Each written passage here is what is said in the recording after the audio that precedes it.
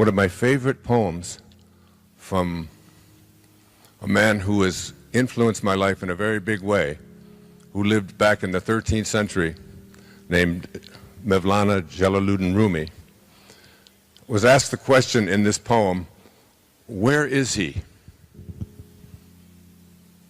I tried to find him on the Christian cross, but he was not there. I went to the temple of the Hindus and to the old pagodas, but I could not find a trace of him anywhere. I searched on the mountains and in the valleys, but neither in the heights nor in the depths was I able to find him. I went to the Kaaba in Mecca, but he was not there either. I questioned the scholars and the philosophers, but he was beyond their understanding. I then looked into my heart, and it was there where he dwelled. And I saw him. He was nowhere else to be found. He was nowhere else to be found. God, Allah, Krishna, the great Tao, the divine mind, the divine intelligence, it makes no difference what we call it. It is what we are. And when we live from that place, we find that the only thing that defines it is something called love. That when we have that within us, and that's the only thing that we have to give away. A great teacher in India many years ago, back 2,300 years ago, named Patanjali, defined this kind of elevated consciousness.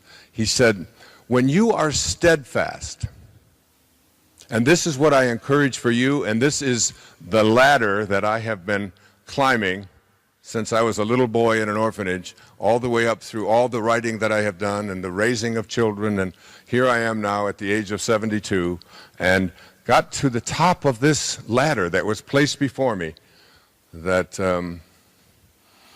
was put there so that I could escape from this world, meaning I could escape from the illusion that this physical world is what defines me. If it is constantly changing, then it can't be real.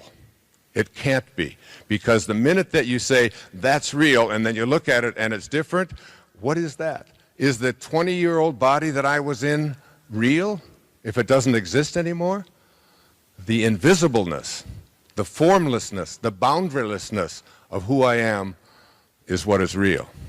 And Patanjali said, when you are steadfast in your abstention of thoughts of harm directed towards yourself and others, that all living creatures will cease to feel fear in your presence.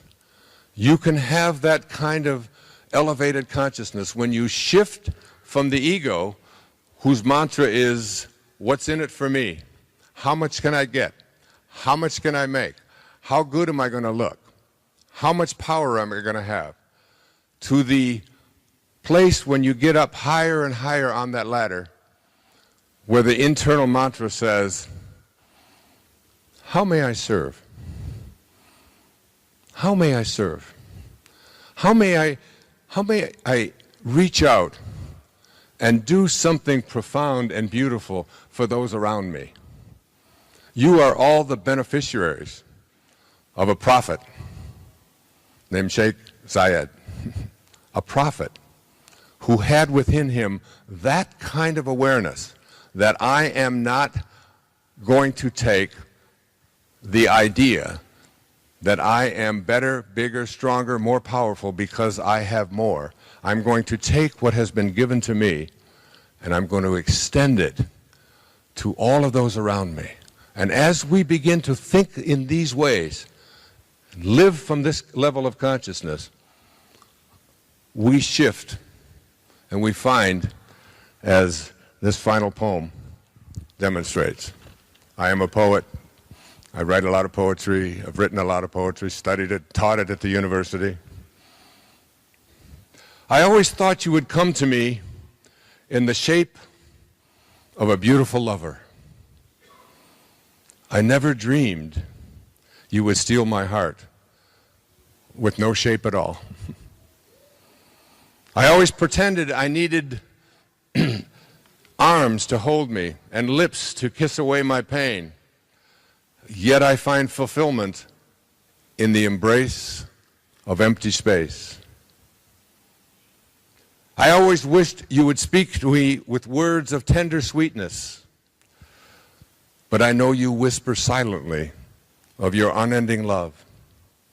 I always knew I would find you, although I foolishly looked with my eyes.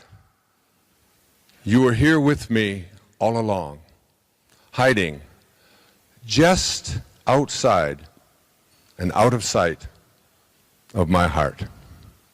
It's within each and every one of us. Divine consciousness, divine love. Love has three faces.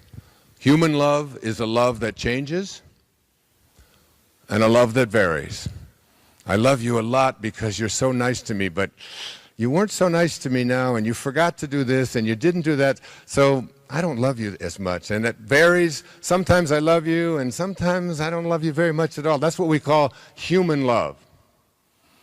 Spiritual love is the love that you have for your children, that I have for my children who sit there with me here on this trip.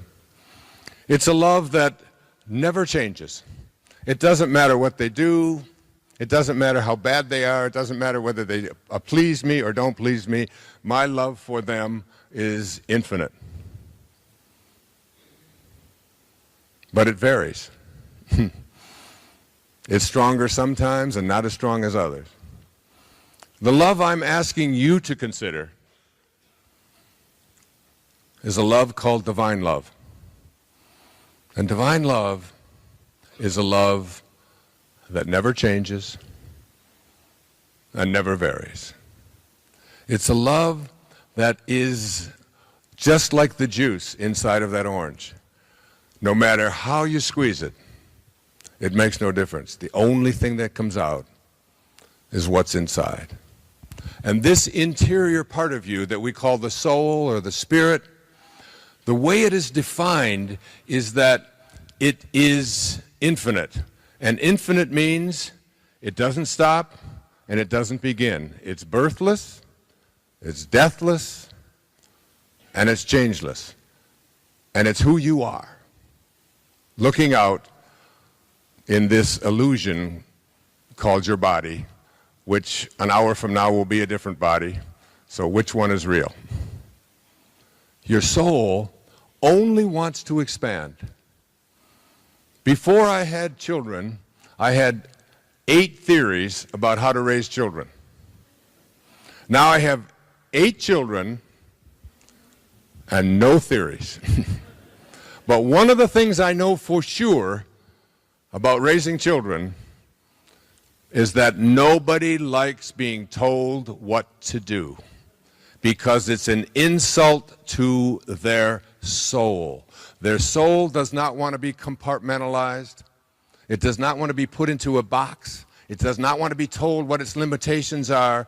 Your spirit, your interiorness, the part that you can't get a hold of but you know is always there, it's infinite, meaning it doesn't stop anywhere. And if it doesn't stop anywhere, it is always expanding. And the minute that anybody comes along and tries to restrict it, put it in a box, tell it what it can be and what it can't be, it's miserable. Don't allow anybody to put you in a box. Who you are is a divine piece of the source, of God. And move in your life to a place where you understand it's who you are. Again, to close with my great teacher, Rumi, from the 13th century. You who seek God, apart,